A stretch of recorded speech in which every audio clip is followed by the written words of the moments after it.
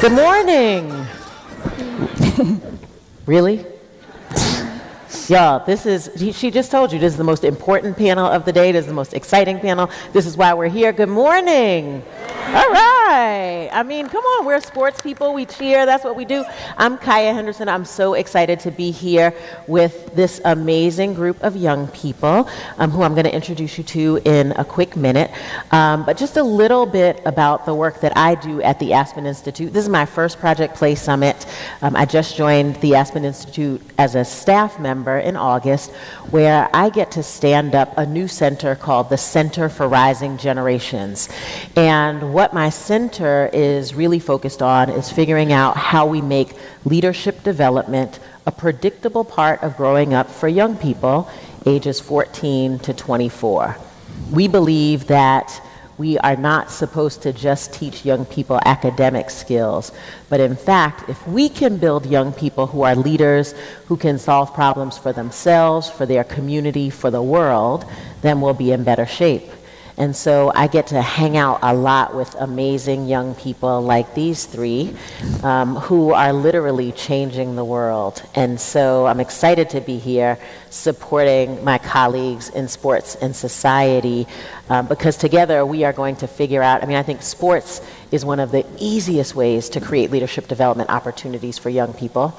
And so I get to partner with Tom Ferry and his team to figure out how we do that for hundreds of thousands of millions more kids, and I get to hang out with the young people. So let's get to the most important part of the panel, our young people. These three are absolutely amazing. I'm going to let them introduce themselves to you.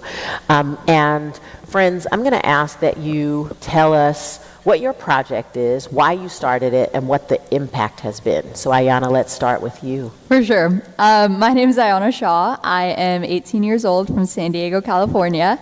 I'm a senior in high school, and next year I will be attending Stanford, which I know is not very well liked around these parts. But my sister and I, about 5 years ago, started an organization called Second Serve.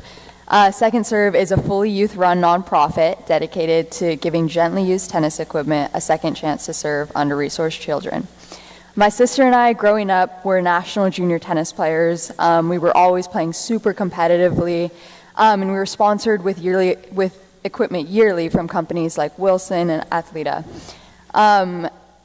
With all of that equipment, we would always throw away, or the rest of our equipment would be collecting dust in our garage.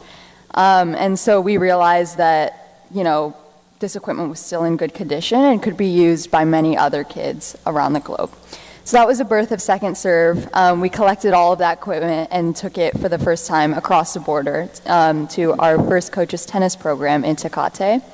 And we hand-delivered our equipment, and we met so many kids with so many inspiring stories, but there was one in particular that stood out.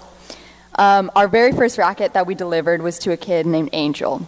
And he told us that his family was going through a hard time. His dad was having heart issues, and they needed to find a way to keep him active. And they were actually going to have to buy a tennis racket, but it just wasn't in the cards for their family at the time. And so he said with the racket that he won, he was going to give it to his dad so they could come out and play every day, keep his dad active, and build his family bond. And that's the reason why we started Second Serve. And so from there, it's just ballooned. We now have a team of about 270 young leaders that are between the ages of 12 and 18, and they each collect and redistribute gently used tennis equipment in their community to really get kids into the sport and spread the joy that it brings all of us. Thank you, Ayanna. All right, Arden. Great. Hi, my name is Arden Paula. I am 16 years old, and my project is an organization that I started 4 years ago, SportsKid. Our mission is to allow the youth to better their lives of the low income and homeless through athletics and community engagement. The reason why I started my organization, SportsKid, was because I was doing a volunteer book reading at a low income school in San Diego around 4 years ago. And while the principal of the school was walking me out, he happened to mention to me that the school had to let go of their athletics coach because of budget cuts. And the reason why this really stuck out to me was during this same time, I was really getting into basketball.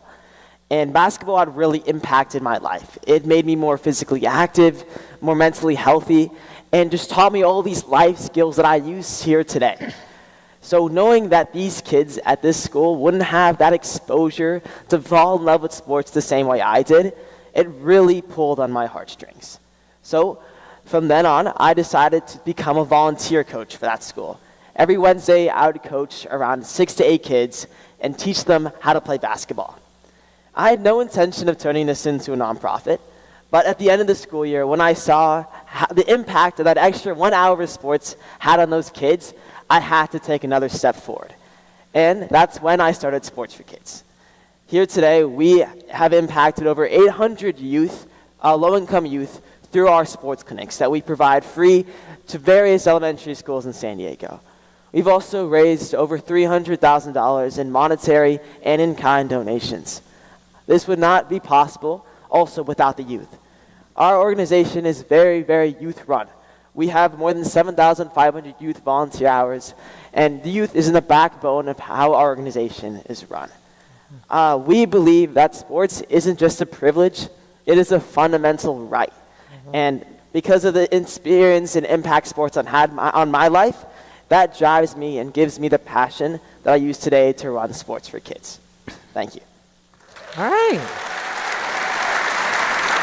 Let me tell you. Maegha. Hi, my name is Maegha Ramanathan. I'm 17 years old and I'm a senior in high school. My organization is called Girls for Sports. I founded it when I was just 13 years old. So growing up, I played a variety of sports, basketball, soccer, volleyball, but swimming was the one that definitely stuck with me because of the combination of teamwork and competition. And I even joined the swim team. As I started getting older, specifically around when I was 13 years old, I started noticing that more and more girls were dropping out of my swim team because of receiving sexist, degrading comments emphasizing female inferiority in sports. And after facing such comments myself, I was pushed to start Girls for Sports, driven by the voracious desire to pursue what I and many of my peers were discouraged to do. Thus, Girls for Sports was born. Today, we've grown to the world's largest student-run organization fighting gender inequality in sports. We've integrated 39,600 girls in sports worldwide across 23 countries. We're completely youth-led, and it's just so grateful I'm so grateful to see the growth that Girls for Sports has attained over the past 4 years, and we're super excited to keep going. Thank you. Yes, clap for that, cheer for that. This is the generation that people say are disaffected, are anxious, are, have distrust in institutions. And as you can see here, and not just them, but young people all over the world are figuring out how to solve problems, how to lead. Their organizations are youth-led. And so it's not just them, they represent networks of young people. Tell me, what are you getting out of this? Arden, let's start with you. Well, I know for a fact that the youth have a lot to say. There is countless individuals that work with Sports for Kids who are really, really passionate. And I feel like a lot of the youth get a bad rap just because a lot of people, when they see a youth giving back and helping out the community, their first instinct is to think, oh, they're just doing that because of college. And they want to get into a good school, and as soon as they get into college, they're going to completely drop that nonprofit, and they're just going to lose all that passion. And I'm here to say that in most cases, that is false. There's hundreds of youth that we've worked with who are passionate, who actually care about the community. I'm sure Ayanna and Maegha can agree that the youth are actually passionate about helping the community. And I'm just here to say that, I think that stereotype is definitely wrong. Yeah. Maegha, you're shaking your head in agreement. What are you getting out of this?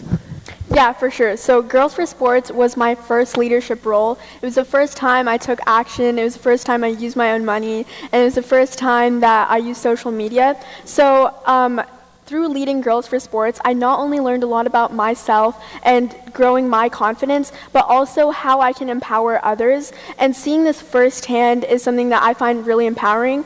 I want to tell you guys a story about a girl I met when I just began starting Girls for Sports. She was about 14 years old, and she was really shy and insecure, and she came up to me about being body shamed in track practice, and I was immediately moved by her story, and I wanted to help her out. So together, we worked together to start a Girls for Sports chapter at her own school. I gave her social media tools. I taught her how to find connections, how to work with others, and that became Girls for Sports' first chapter.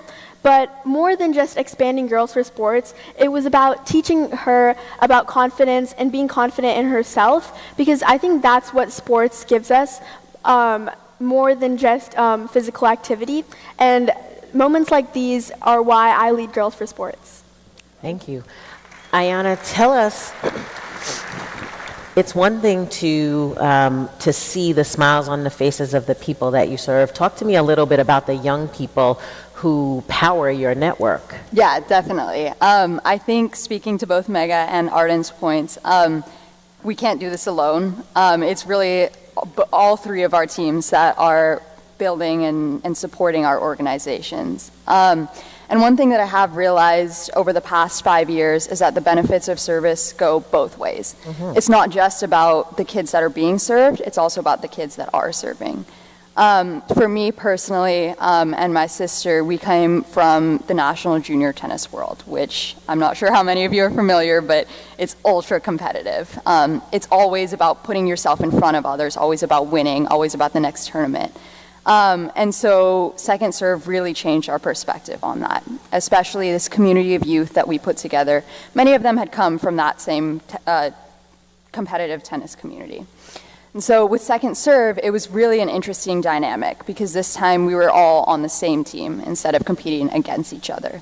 We were all on the team of getting kids off the street and onto the court, into the sport that could help them for a lifetime. So it was just really interesting. It was amazing to see how well everyone worked together towards the same cause, even from the grassroots to the professional level. We've had support from the top American tennis players like Taylor Fritz and Madison Keys. And it's been incredible to see that from grassroots tennis to junior tennis to collegiate to the professional level, there's support to get as many kids into the sport as possible. Thank you. So this is all beautiful and wonderful and roses and sunshine and rainbows and unicorns, but this work is hard. So Maegha, tell us, what has been one of your greatest challenges? Yeah, definitely. When I was getting started with growing Girls for Sports, I didn't know how specifically that we could expand, how I could bring this to my school, because I knew I wanted to do something, but I didn't know how to do it. And how I was able to find these resources in order to grow Girls for Sports was reaching out to the adults in my life, reaching out to my school administration, sports teams, looking through social media, Reddit articles, and just taking that leadership role to pursue what I was passionate about. And I'm super grateful for all the support that I've received, and yeah. Thanks. Ayanna, biggest challenge? Yeah, definitely. So with Second Serve, one of our biggest focuses when we first started was expanding worldwide. We started shipping equipment to countries like India, Uganda, Rwanda to try to build tennis communities and uplift the kids that were there. And then COVID hit and our shipping prices just skyrocketed. And so thankfully, with the help of incredible adult mentors, including Billie Jean King, she actually advised us to hyper-focus the organization locally here in the US. She advised us that there are kids here in our own communities, in our backyards, that can use the help, can use the equipment, and can really benefit from all that sports has to offer. And so under that advice, we really pivoted to finding those sports deserts and locations that can benefit the most from tennis. So we partnered with organizations like Title I high schools, National Junior Tennis and Learning Sites, Boys and Girls Clubs, and YMCAs to identify those populations and serve them as best we can here in the U.S. Thank you. Arden, you're going to kick us off with our closing question, which is, how can these people help you? What would you like to say to this community around how they can assist you with your project? For sure. I think all of you, everyone here, can definitely help us. And the goal of this entire summit is reaching 63% youth participation by 2030. And I think one amazing way that you guys could accomplish that and help us also accomplish that is subscribing to some of our monthly newsletters. Here you'll receive our monthly updates, some of our challenges, and then ways you guys can help. We'd love to talk to you more about this after our panel, but this is an amazing way for you guys to reach out to us, and we could communicate and schedule a meeting and see how we can continue our collaboration and have a future partnership. For Sports for Kids specifically, we sports equipment, any grant funding, or just any mentorship would be extremely helpful because we want to help accomplish this youth participation by 2030, and we'd love any of your support. Thank you. Arden said he'll take a meeting with you afterwards. Maegha. Yeah, of course. So oftentimes with youth, we know that we want to do something, but we're afraid. So as adults, saying that you believe in us, reposting our work on social media, or like subscribing to newsletters, just showing your support that you believe in us is so helpful, because now we are able to build confidence with ourselves knowing that people believe in us. Real talk. Thank you, Maegha. Ayanna, bring us home. Yeah, definitely. First, I just wanted to say thank you all so much for being here. This is a huge first step in getting more kids into sport, and the fact that there's so many people congregated here in one place is incredible. I'm really looking forward to having conversations with all of you and connecting in terms of the future of sport and how we can help and work together. But in terms of Second Serve, things that you guys can do to help, I know there's a lot of people out in the crowd tonight that are part of bigger corporations or audiences, and like Arden said, donations always help. And so in terms of monetary or in-kind equipment donations, Second Serve is always open to receiving those, as we have a ton of worthy recipients all across the U.S. We worked with brands like Wilson and Athleta to funnel rackets and new uniforms to Title I high schools and support teams that really need them. In addition to that, we're also working on expanding into the college space, so any connections to certain college athletic teams or organizations would be amazing. We're actually organizing an event with the Stanford men's tennis team on April 12th. It's against Cal, believe it or not. So that's going to be really fun. And then the last thing is we're always looking for worthy recipients of our equipment. So if you know of any Title I high schools, any organizations that serve underrepresented youth, we would love to work with them to get their children into tennis. But thank you so much for being here today. It's awesome. Join me in thanking the very best panel that you will see at this summit. Ready.